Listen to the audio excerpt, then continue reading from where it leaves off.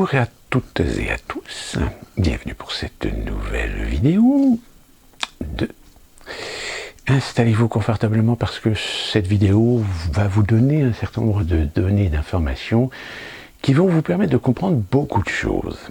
Parce que dans cette vidéo, je vais vous parler des fameux fichiers Twitter. Oui, peut-être que vous n'en avez pas entendu parler parce que, étonnamment, BFM, TF1, France Télévisions, France Info, CNews, LCI sont quasiment passés à côté, estimant peut-être que ce n'était pas important d'en parler. Et pourtant, vous allez voir la raison pour laquelle certains médias, surtout sur Internet, sont en train de remuer la queue, mais d'une façon tout à fait significative. En effet, la semaine dernière, ce sont des fichiers qui ont été révélés par Elon Musk, comme nous en avions parlé, comme il était prévu, mais on ne savait pas trop quel type de fichier, quel type de révélation cela allait concerner. Eh bien aujourd'hui, on le sait. On le sait et il se trouve que c'est un certain Matt Taibbi qui nous a donné une explication dans un long tweet du contenu de ces fichiers. Et ces fichiers, en réalité, sont en lien avec la problématique de la modération de Twitter à son époque. Je rappelle, très rapidement, je vous en ai parlé, que certains parlementaires avaient dans le collimateur, que ce soit Twitter, Facebook, Google, pour ne pas avoir interféré de façon d'intérêt à l'avantage des démocrates en 2016, et tiennent en partie pour responsable ces réseaux sociaux d'avoir permis la victoire de Donald Trump parce que justement ces réseaux sociaux n'avaient pas suffisamment censuré et bloqué.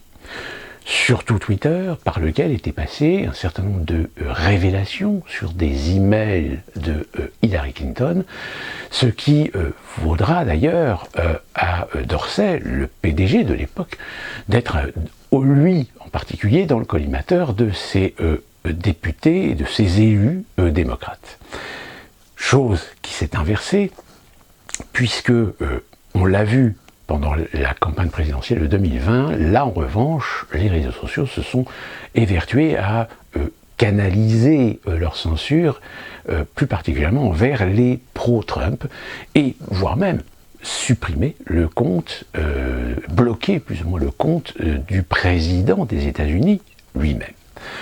Je ne vais pas refaire tout l'historique, mais il se trouve que il est arrivé très rapidement que même si finalement Joe Biden a été élu, il y a quand même eu un certain nombre de dérapages, dont un en particulier, celui de ce journal, le New York Post. Le New York Post qui, un jour, publie un article en lien avec le fameux portable de Hunter Biden, le fils de Joe Biden.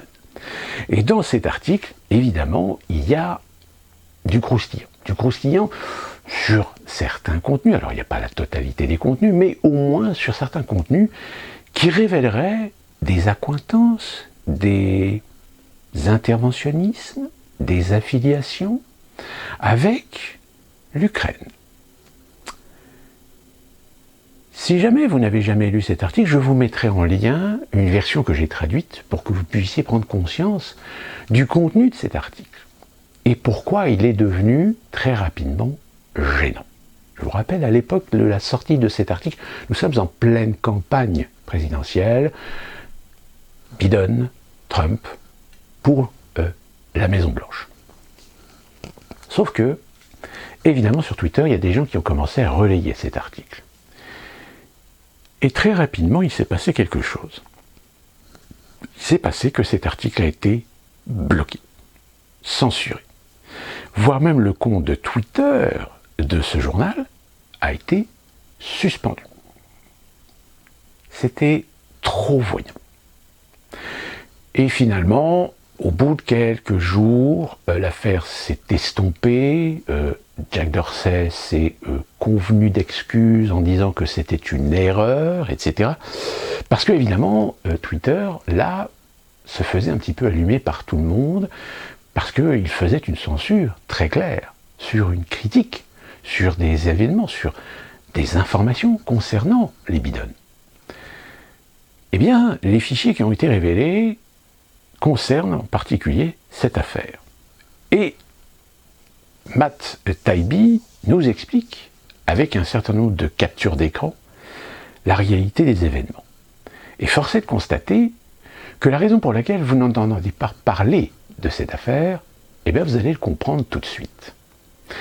Tout simplement parce que les fichiers qui ont été révélés par Elon Musk nous racontent cette histoire rocambolesque, qu'en réalité, au fil du temps, pour justement essayer de caresser dans le sens du poil un certain nombre d'élus, de gens de pouvoir, de gens d'influence progressistes du Parti démocrate, eh bien Twitter s'est laissé convenir de plus en plus à essayer de caresser dans le sens du poil les démocrates pour servir leurs intérêts dans le cadre, évidemment, de cette élection présidentielle.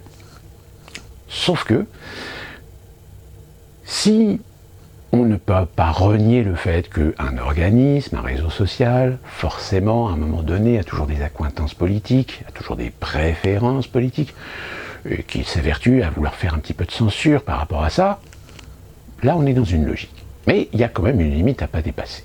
La limite à ne pas dépasser, c'est que lorsqu'il y a des révélations, lorsqu'il y a des informations, lorsqu'il y a des données qui évidemment ne jouent pas à l'avantage de ce que l'on préfère, on ne peut pas s'amuser à avoir le pouvoir de censurer et de bloquer des informations qui, de toutes les manières, tôt ou tard, risquent d'avoir un effet boomerang sur votre intégrité, sur votre éthique.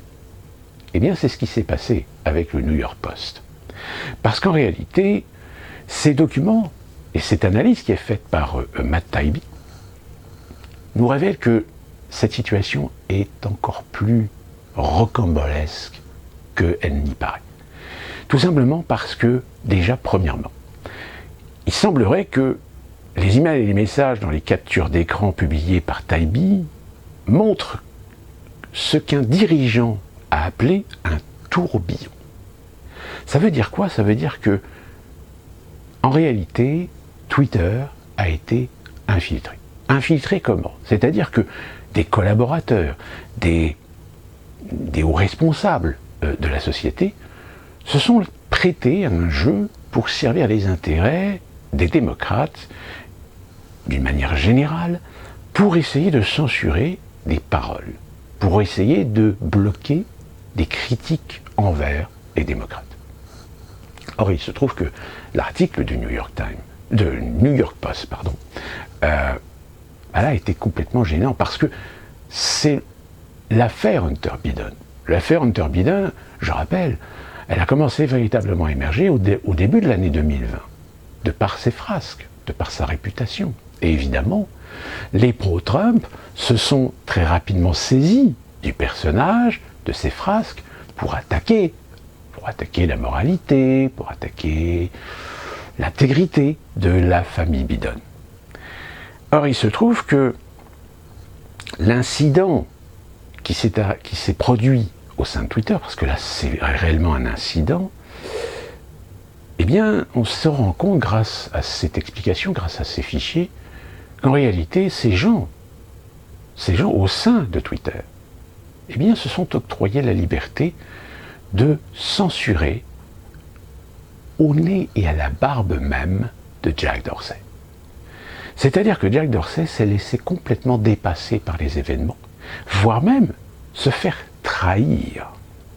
Trahi sans doute par deux personnes influentes et importantes de la société, que sont Vijaya Gadde et Yoel Roth. Ces deux personnes étaient plus ou moins affiliées à ce qui était le sens même de la modération, quelle était la politique de modération de Twitter.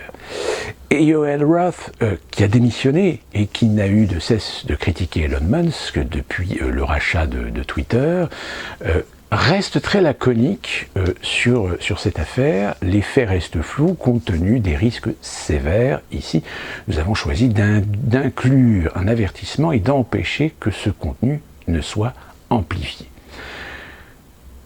Sauf que, apparemment, du fait que sur les réseaux sociaux, ça a commencé à faire boule de neige, finalement, Jack Dorsey a été informé de l'affaire, et c'est lui qui a pris la responsabilité et la décision de rétablir le compte du New York Post et de s'excuser auprès, évidemment, de la communauté, en disant qu'il s'agissait d'un incident, de quelque chose qui, évidemment, est très grave, parce que ce journal n'est pas un grand journal, mais c'est quand même un journal qui émet du factuel, puisque l'affaire du laptop, je rappelle, c'est une affaire que beaucoup ont essayé de planquer un peu sous le tapis, parce que justement, il y avait beaucoup trop de preuves que cette affaire était bien réelle. Et donc voilà que ces fichiers nous révèlent que finalement, Twitter a bien été infiltré par des gens qui avaient pour mission, eh bien, soit d'édulcorer, ou soit d'essayer de supprimer des contenus qui auraient pu porter préjudice à la crédibilité, à l'image de Joe Biden de par son fils. C'est pour cette raison que, finalement, ces dossiers révélés par Elon Musk, aujourd'hui, sont en train tout simplement de réveiller les complots. L'idée du complot, l'idée que même des organismes de réseaux sociaux ont été infiltrés, Twitter en étant aujourd'hui une preuve, pour guider, pour censurer, pour bloquer éventuellement toute information, toute donnée qui pourrait permettre à l'opinion de se faire une opinion, de se faire une idée de la réalité des événements. Et comme vous le savez, aujourd'hui, Hunter Biden est un sujet, aujourd'hui aux États-Unis, qui est abordé par un certain nombre de médias, mais là où c'est très intéressant, c'est, vous constaterez qu'en France, très peu de médias en font ombrage. Très peu de médias vous ont expliqué l'histoire. Très peu de médias abordent le sujet, voire même très peu de médias vous ont parlé de ces fameux fichiers révélés par Elon Musk.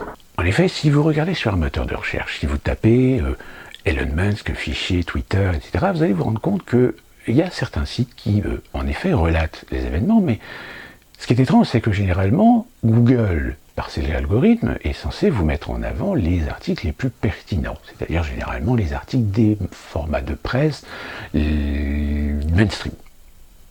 Sauf que vous n'en avez aucun. Oui, alors vous pouvez trouver, par exemple, l'article de Boursorama. Boursorama qui, lui, par contre, nous parle d'une fuite de données, c'est-à-dire un piratage de Twitter, où un certain nombre de données personnelles ont été exfiltrées. Là, évidemment, tout de suite, on se dit, tiens, ne serait-ce pas une attaque en règle, en punition des révélations de Elon Musk? Vous avez quelques petits organismes de presse indépendants qui, en effet, relatent les fichiers de Elon Musk, les fichiers Twitter, dont François, qui a fait un article, en effet, sur cette affaire. Alors, ce qui est assez amusant, c'est de se rendre compte qu'on prend énormément de pincettes avec ces fichiers. Pourquoi? Tout simplement parce que sur les réseaux sociaux, je peux vous garantir que, surtout chez les anglo-saxons, c'est une déferlante contre, plus particulièrement, ce journaliste qui a plus ou moins fait le développé de ces fichiers, d'expliquer un petit peu à quoi ils correspondent. Évidemment, l'argument, c'est de dire, oui, mais alors, dans ce cas-là, il faut aussi révéler les fichiers concernant Trump. Ce qui n'est pas faux. Sauf que le problème, c'est que les fichiers concernant Trump, on ne serait pas surpris. Il n'y a pas d'éthique. Il n'y a pas, je dirais, de compromis à révéler des choses sur Trump, puisque le journaliste qui nous a fait cette synthèse l'admet lui-même. Il dit qu'en effet, dans certains documents, il est bien clair qu'il y a eu des demandes, aussi bien de la part des démocrates que de la part des républicains, que aussi de la part de l'administration Trump, de la Maison-Blanche, pour filtrer certaines données, certaines informations, etc. Donc il y a quand même une certaine objectivité à dire, attention, on ne dit pas que c'est exclusivement que les démocrates qui ont fait de l'influence, c'est le cas de tout le monde.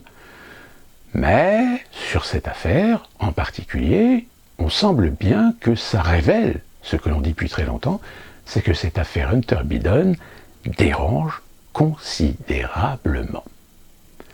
Et pourquoi, me direz-vous? Qu'est-ce qu'il y a de si terrible? C'est pas la première fois qu'un homme politique est-il véritablement responsable des actions, des dérives de ses rejetons? C'est tout à fait acceptable de dire que Biden n'est pas responsable du fait que son fils Hunter Biden pète les plombs, fait n'importe quoi, etc. Est-ce qu'il y a eu un problème dans l'éducation, etc. Vous savez, dans ces milieux-là, malheureusement, on le sait que il n'est pas anodin que des fils d'eux finissent par péter les plombs du fait que, évidemment, ce sont des fils d'eux. Donc ils ont des facilités, ils ont eu des opportunités, etc. On se souvient d'un fils d'eux qui est devenu finalement président, qui est George W. Bush, lui aussi. On ne peut pas dire que dans sa carrière professionnelle, il aura été exemplaire. Il a souvent bénéficié de l'aide de son père, voire du nom de son père. Non, en réalité, l'article du New York Post, entre autres choses, de révéler qu'en effet, le fameux portable d'Hunter Biden est quand même un fait qui nécessiterait quand même des explications et de rendre compte de cette situation, ce sont les contenus. Et là, les contenus sont assez croustillants. Pour que vous compreniez bien pourquoi les démocrates ont fait une telle pression sur Twitter pour censurer et bloquer cet article, eh bien, je vais vous donner ces informations et vous allez comprendre pourquoi. Hunter Biden a présenté son père, à leur vice-président à l'époque, donc on est en 2014, un haut dirigeant d'une entreprise énergétique ukrainienne, moins d'un an avant que l'aîné des Biden ne fasse pression sur les responsables gouvernementaux ukrainiens pour qu'ils licencient un procureur qui enquêtait sur l'entreprise selon des courriels obtenus par le Poste. La réunion inédite est mentionnée dans un message d'appréciation de Vadim Povkarsky, un conseiller du conseil d'administration de Burisma, aurait envoyé à Hunter Biden le 17 avril 2015, environ un an après que Hunter ait rejoint le conseil d'administration de Burisma, avec un salaire rapporté à $50 000 par mois. Cher Hunter, merci de m'avoir invité à DC, District of Columbia, et d'avoir donné l'occasion de rencontrer votre père et d'avoir passé un temps ensemble. C'est vraiment un honneur et un plaisir, lit-on dans l'email. Un email antérieur à mai 2014 montre également Pozarski, apparemment le troisième dirigeant de Burisma, demandant à Hunter Biden des conseils sur la façon dont vous pourriez utiliser votre influence au nom de l'entreprise. La correspondance a succès qui va à l'encontre de l'affirmation de Joe Biden selon laquelle il n'a jamais parlé à mon fils de ses relations commerciales à l'étranger, est contenu dans un énorme trésor de données récupéré à partir d'un ordinateur portable. Là, on parle évidemment du fameux ordinateur portable. L'ordinateur a été déposé dans un atelier de réparation dans l'état d'origine de Biden, dans le Delaware, en avril 2019, selon le propriétaire du magasin. D'autres éléments, d'autres extraits de l'ordinateur comprennent une vidéo Tori de 12 minutes qui semble montrer Hunter qui a admis avoir des problèmes de dépendance, fumer du crack alors qu'il se livrait à des actes sexuels avec une femme non identifiée, ainsi que de nombreuses autres images sexuellement explicites. Le client qui a apporté le MacBook Pro endommagé par l'eau pour réparation n'a jamais payé le service, ni récupéré ni disque dur sur lequel son contenu était stocké, selon le propriétaire du magasin qui a déclaré avoir tenté à plusieurs reprises de contacter le client. Le propriétaire du magasin n'a pas pu identifier avec certitude le client comme étant Hunter Biden, mais a déclaré que l'ordinateur portable portait un autocollant de la fondation Beau Biden, du nom du défunt frère de Hunter et ancien procureur général du Delaware. Des photos d'une assignation à comparaître fédérale du Delaware donnée au poste montrent que l'ordinateur et le disque dur ont été saisis par le FBI en décembre, après que le propriétaire du magasin ait déclaré avoir alerté les autorités fédérales de son existence. Mais avant de remettre l'équipement, dit pour le propriétaire du magasin, il a fait une copie du disque dur et l'a ensuite donné à l'avocat de l'ancien maire Rudy Giuliani, Robert Costello. Alors en réalité, par la suite, on a su qu'il avait fait 3 copies. C'est-à-dire qu'il en avait gardé une pour lui, sentant bien que c'était un contenu relativement délicat et qu'il voulait se protéger. Une deuxième version a été envoyée, je crois, dans un organisme de presse, et évidemment, cette version qui a été envoyée à Robert Costello. Steve Bannon, ancien conseiller du président Trump, a informé le Poste de l'existence du disque dur fin septembre, et Giuliani a fourni une copie au Poste le dimanche.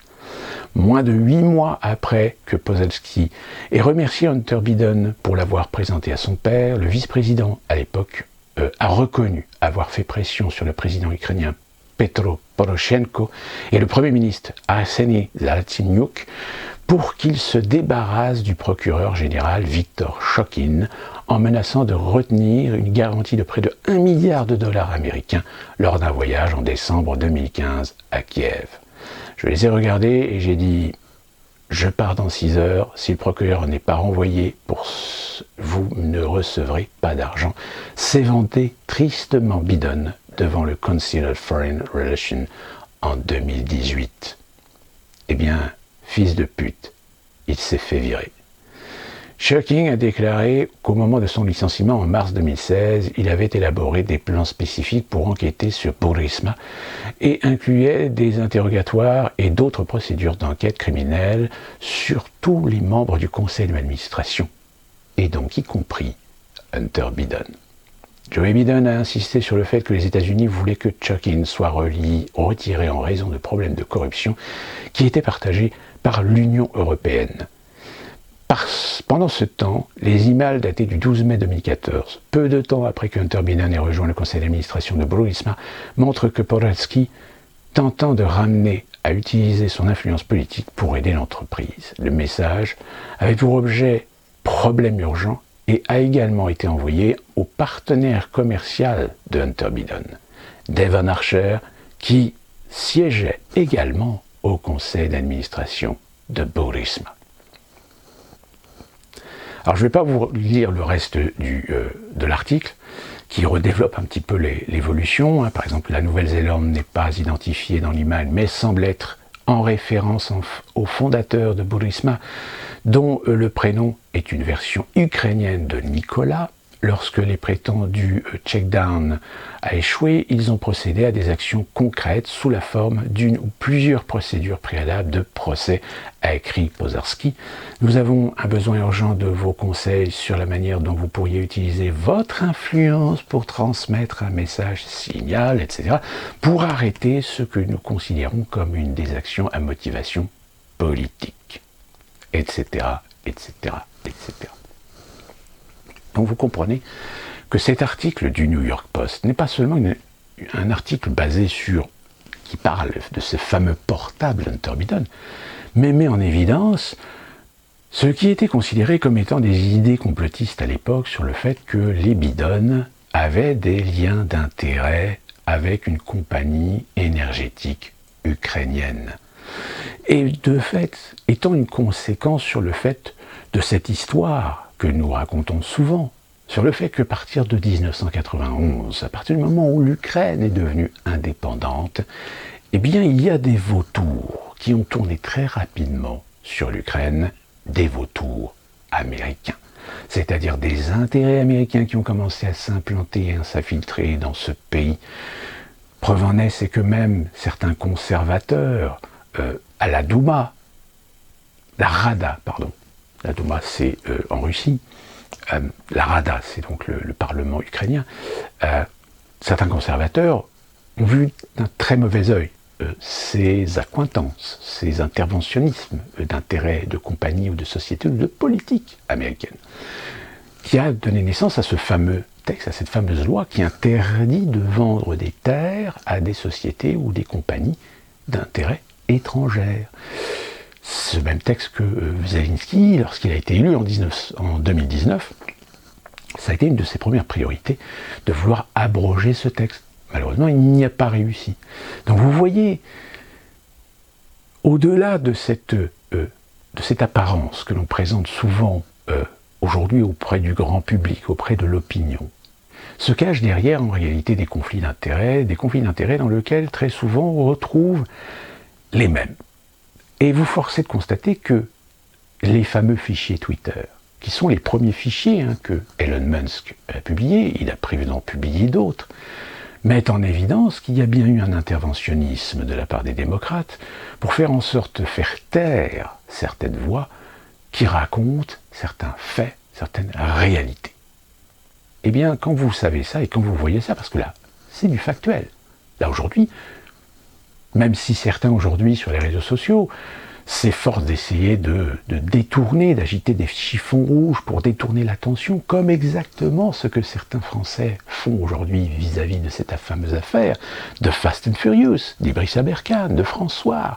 Ils essaient d'agiter les chiffons rouges, ils essaient de détourner l'attention, ils essaient de s'attaquer à des gens pour essayer de bien conforter l'image de complotistes, de faire de lance de la désinformation, de la fake news, etc., pour essayer d'écarter l'opinion de ce que justement ces gens mettent en évidence, de ce que ces gens ont mis des projecteurs.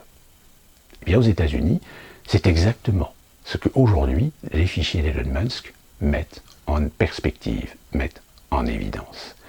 Et évidemment, ça dérange. Donc évidemment, sur Elon Musk, vous allez entendre plein de choses. Vous allez entendre beaucoup de merde. Vous allez entendre des gens qui vont le critiquer à tout va. Même si on le sait, Elon Musk, c'est un ultralibéral. C'est un chantre de ce que l'on appelle, le mot m'échappe,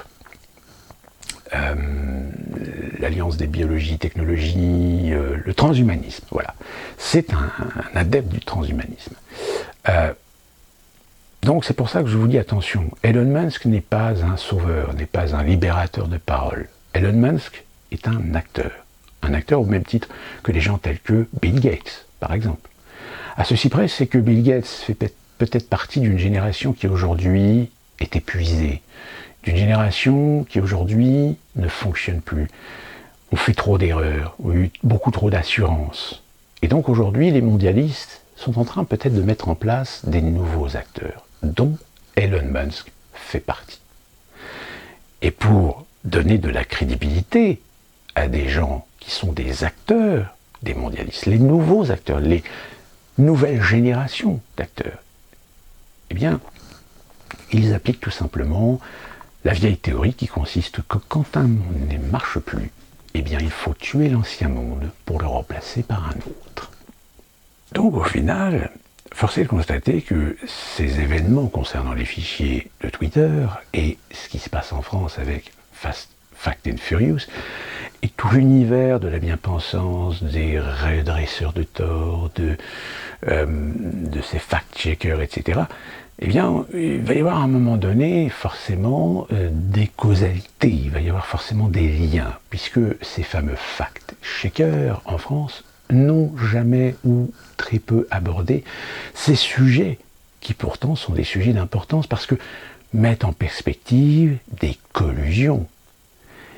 Et qui plus est, au vu d'une situation que l'on connaît aujourd'hui avec l'Ukraine, cela forge forcément dans l'esprit de l'opinion des questions légitimes. Sauf qu'évidemment, que ce soit les fact-checkers en France, ou que ce soit la censure, que ce soit les influences politiques, idéologiques aux États-Unis sur la presse en général, voire sur les réseaux sociaux, eh bien, force est de constater qu'il y a en effet un lien. Ce lien, c'est tout simplement d'essayer de garder l'opinion là où on veut qu'elle reste.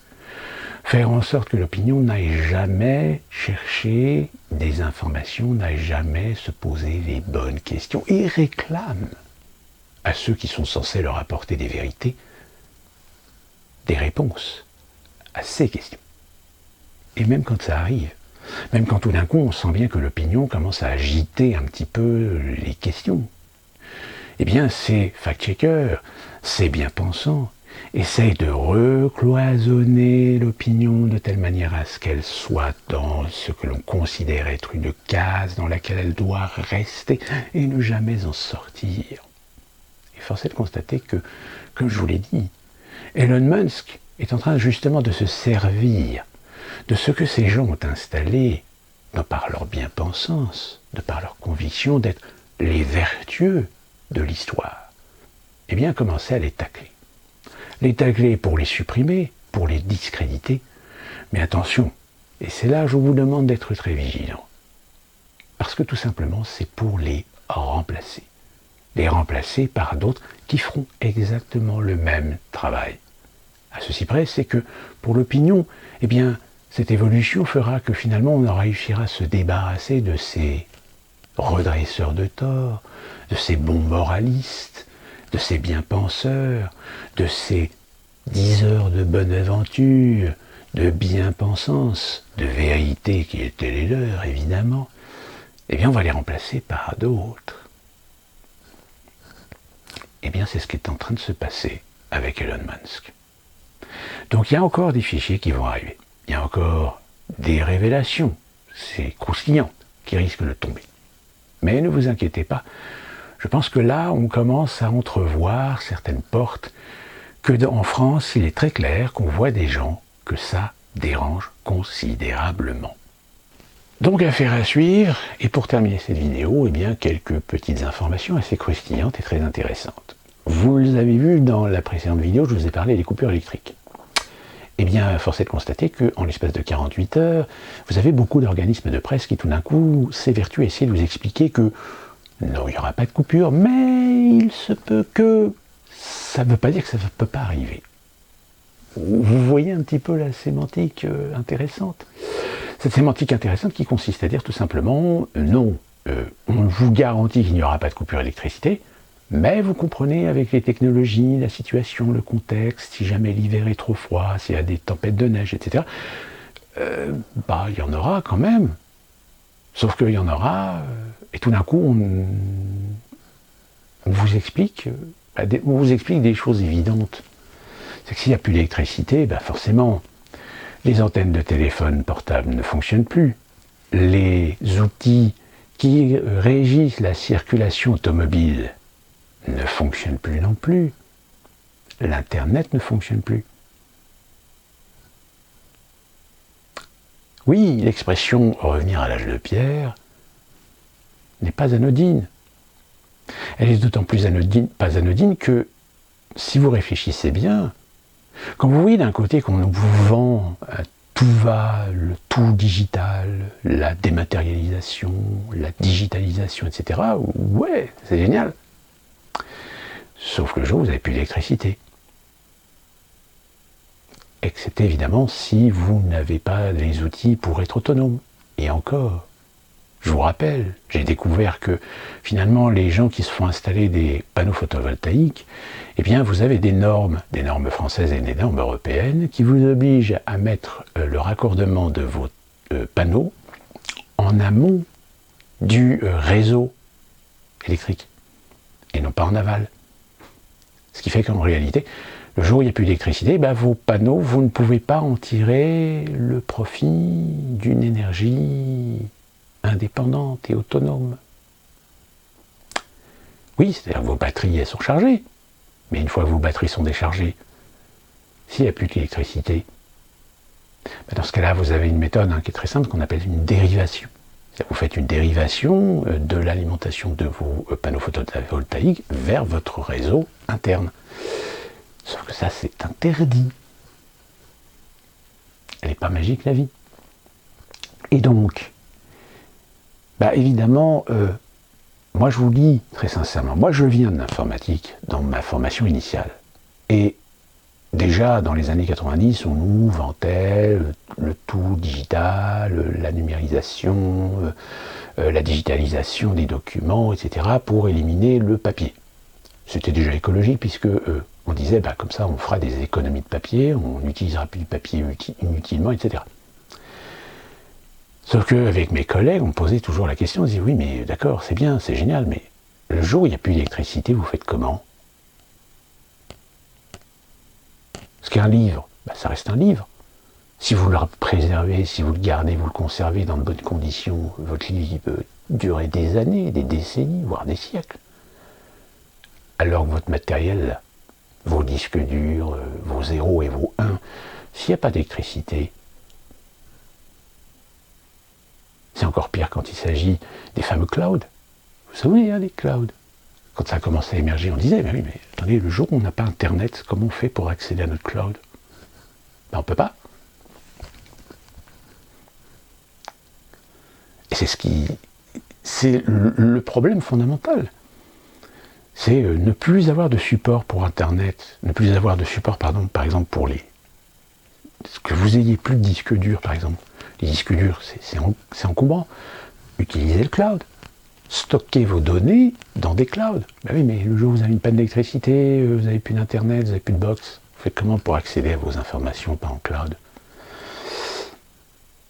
Ben, c'est pas possible. Et c'est ça qu'ils ont peur.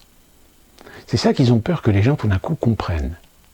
Comprennent que leur promouvoir, leur vendre l'automatisation, la digitalisation, etc., le tout digital, oui, si vous avez de l'électricité, ça va, mais si vous n'avez plus d'électricité, vous faites comment?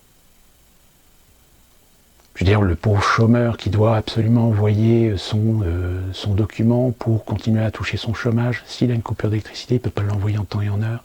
Il va être pénalisé. Alors évidemment, il y a des procédures pour démontrer que vous ne pouviez pas le faire parce que vous n'aviez pas d'électricité. Mais oui, vous connaissez l'administration, vous savez comment ça fonctionne. Les paiements automatiques. S'il y a des coupures électriques, si le programme est programmé pour envoyer le paiement à telle heure, à telle date, à tel jour, mais qu'il y a une coupure d'électricité au même moment, ben le programme, lui, il ne va pas se dire, quand il va repartir, et quand l'électricité va revenir, et que le programme va se relancer, le programme, il s'en branle, lui. Lui, il a voulu exécuter une procédure à un temps donné, mais il n'avait pas de jus, donc il ne l'a pas exécuté. Donc il n'y a pas eu de paiement. Donc je peux vous garantir que s'il y a des coupures électriques au niveau professionnel, il y a beaucoup d'entreprises qui vont avoir des petits soucis. Parce que pareil, hein, les algorithmes des banques, elles s'en foutent. Si elles se rendent compte qu'un compte en banque et si un artisan est endetté, il est endetté parce qu'il n'a pas reçu le paiement de la facture qu'il a envoyée à son client parce qu'il y a eu une panne d'électricité et que le système a été complètement bloqué. Ben, la banque, qu'est-ce qu'elle va faire? Oui, il y a des tas en fait. Le problème de la coupure d'électricité, c'est la théorie des dominos. C'est-à-dire que ça engendre énormément de conséquences. Alors, il y a en effet des assurances, il y a des sécurités. Mais est-ce qu'elles ont toutes été pensées? Et surtout la question essentielle, c'est est-ce qu'elles vont toutes fonctionner?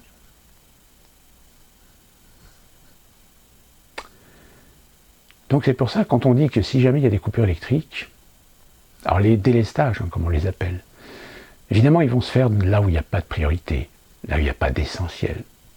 Et où est-ce qu'il n'y a pas d'essentiel? Si ce n'est évidemment les ruralités. Sauf que le problème, c'est que vous avez des ruralités populaires, bon, prolétaires, comme vous avez des ruralités bourgeoises. Eh bien, moi, je vous donne à parier qu'il y aura des secteurs très bourgeois où ils n'auront jamais de coupure d'électricité. En revanche, vous, le pauvre petit plouc que vous êtes, salarié, endetté, dont on sait pertinemment que du fait que vous êtes surendetté, vous ne direz rien, vous ne protesterez pas, ou même si vous utilisez les outils pour réclamer, de toute façon, ils s'en branlent comme de l'an 40, bah attendez-vous à avoir des coupures d'électricité. En effet, si vous n'êtes pas dans un quartier où il n'y a pas de pompiers, d'hôpitaux, trucs comme ça. Donc attendez-vous à ce qu'on continue à se foutre littéralement de votre gueule. Et enfin, je vais revenir sur l'Ukraine très rapidement. On le sent bien que là, vous avez dans l'Occident des gens qui commencent à tirer la sonnette d'alarme en disant, attendez, cette guerre, elle ne peut pas continuer, elle ne peut pas durer. On va y laisser les plumes, fatalement.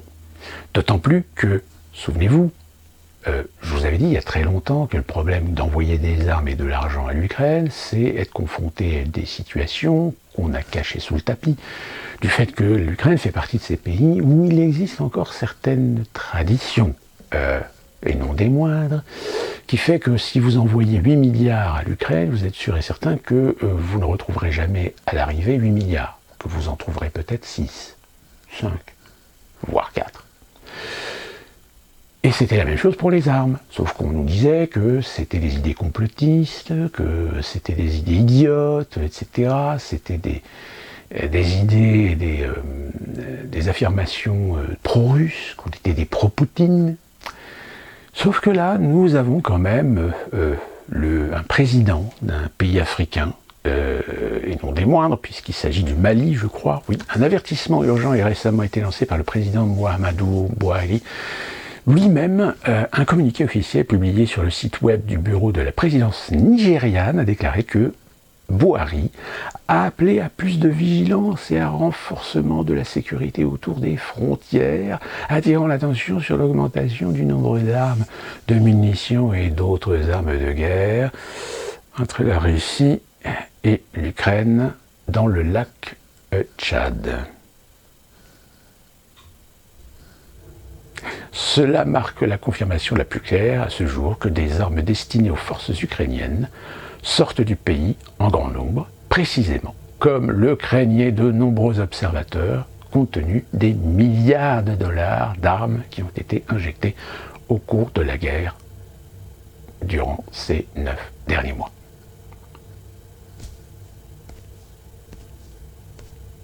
Donc évidemment, quand en France on demande aux gens de rendre des armes, d'ailleurs j'ai pu voir des photos de gendarmerie qui ont récolté des armes, on ne voit absolument aucune arme moderne. Ce ne sont que des vieilles armes, certainement de collectionneurs, qui ont été récupérées de la Seconde Guerre mondiale, trucs comme ça, mais vous n'avez quasiment pas d'armes modernes.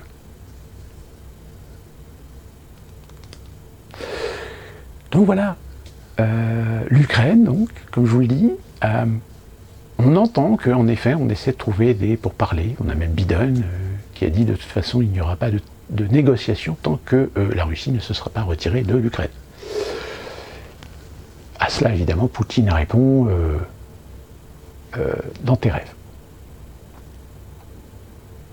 Et en plus de ça, Zelensky, pas comme là, puis ça, c'est pas la première fois qu'on entend parler de ce problème, et on va continuer à en entendre parler. Quand en Europe, vous aurez certains pays qui vont commencer à en avoir un petit peu marre de cette guerre en Ukraine et qui vont peut-être vouloir plutôt trouver des négociations avec la Russie, et qui eux aussi vont commencer à parler d'armes qui commencent à circuler dans les milieux criminels et qui sont des armes clairement identifiées comme étant des armes qui ont été envoyées en Ukraine.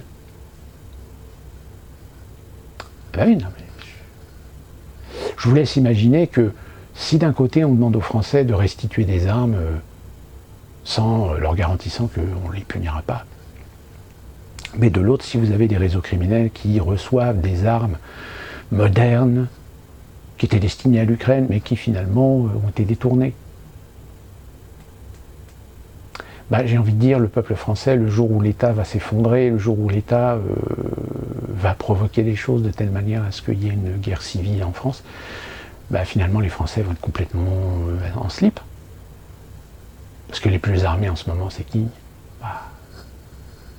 C'est les réseaux criminels, la drogue, la prostitution, du recel, etc. Des trafics.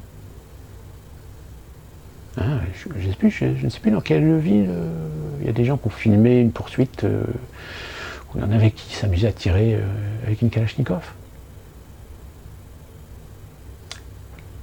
Le Far West.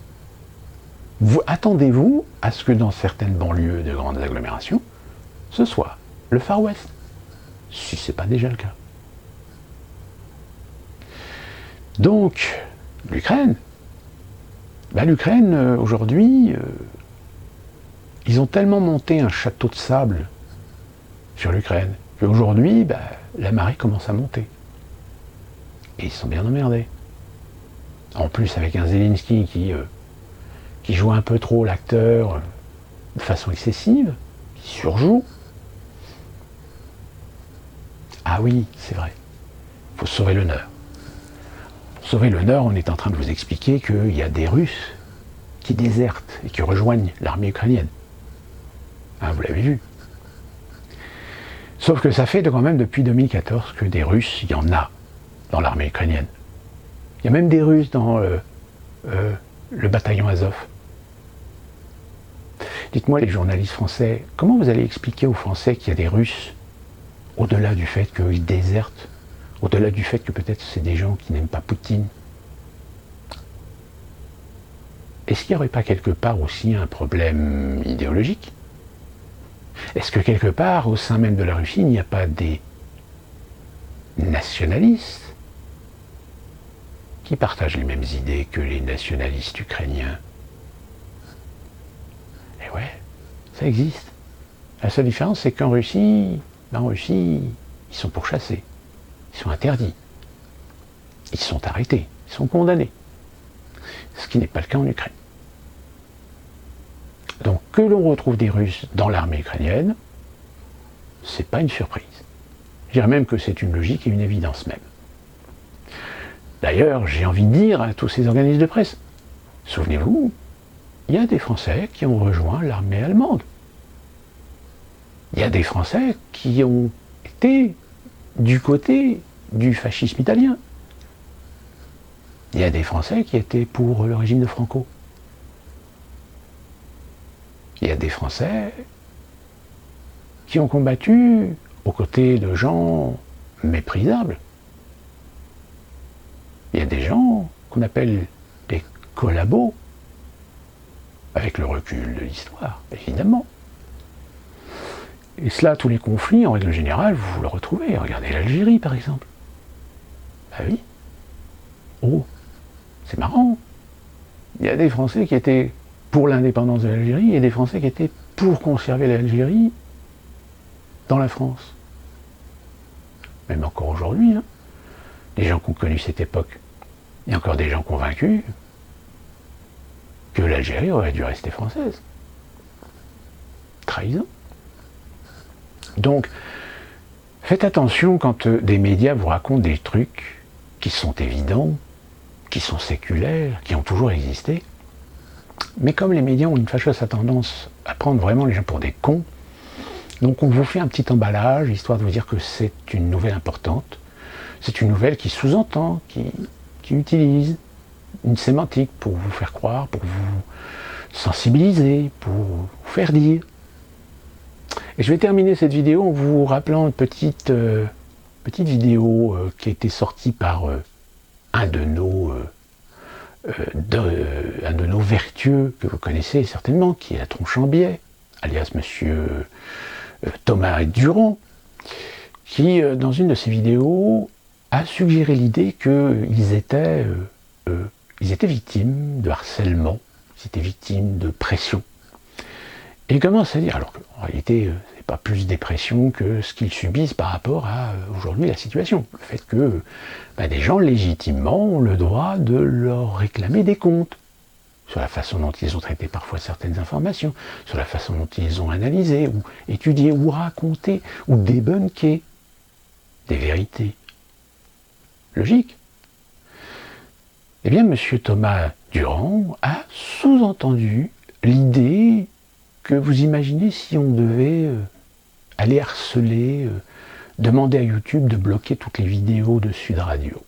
Il ne faudrait pas que Sud Radio s'étonne si, à force de donner la parole à des gens complètement extrêmes, diffamants, qui propagent des fake news sur des sujets de santé publique, si leur chaîne YouTube devait sauter parce que des gens avaient l'idée comme ça de les signaler en masse, comme on nous signale nous en masse lorsqu'on parle d'Aberkan sur Facebook. Si ça devait arriver, la responsabilité en incomberait aux gens qui font le choix d'inviter tous ces gens-là sans les contredire, et sans inviter le camp d'en face, de gens raisonnables, de chercheurs, qui pourraient expliquer à M. Berkoff que en fait, les choses sont plus subtiles, plus compliquées, et parfois même plus simples que ce que racontent les complotistes. Bon. Évidemment, comme je vous l'avais déjà expliqué, c'est une sémantique qui est souvent utilisée pour inciter les gens à croire que vous avez dit que, alors qu'en réalité, vous ne l'avez jamais dit. C'est ce qu'on appelle la suggestion. La suggestion qui consiste à dire quelque chose sans jamais le dire, le tourner d'une certaine façon que vous en déduisez vous-même que, arrivez même jusqu'à vous persuader qu'il a dit que, alors qu'en réalité il ne l'a jamais dit. Qu'il a simplement fait une supposition, qu'il a fait une hypothèse. Mais vous savez, souvent, l'inconscient a une fâcheuse tendance à vouloir, comme on le dit souvent, prendre ses désirs pour des réalités. Et le désir, amenant l'individu à croire que la personne a dit que, eh bien se convaincre lui-même qu'il a dit que. Donc quand Thomas Durand suggère l'idée, imaginez que si on harcelait telle personne, etc., vous imaginez les conséquences que ça aurait, bah, ça serait des super conséquences parce que ça protégerait la doxa. Ça serait transformer des gens d'une communauté un peu faible d'esprit en petits soldats de la vertu. Et ouais, ça fonctionne comme ça aujourd'hui. Parce qu'on sait qu'on peut toujours compter sur des fragiles, sur des inconscients, sur des débiles, sur des lavés du cerveau. Nous avons cette chance sur cette chaîne de pouvoir partager, de pouvoir commenter sans être sujet à des nuisibles. Sur ce, on se retrouve très prochainement pour une nouvelle vidéo et je vous invite instamment à suivre un petit peu ces événements parce qu'il y a franchement là du croustillant. A très bientôt et d'ici là, portez-vous bien.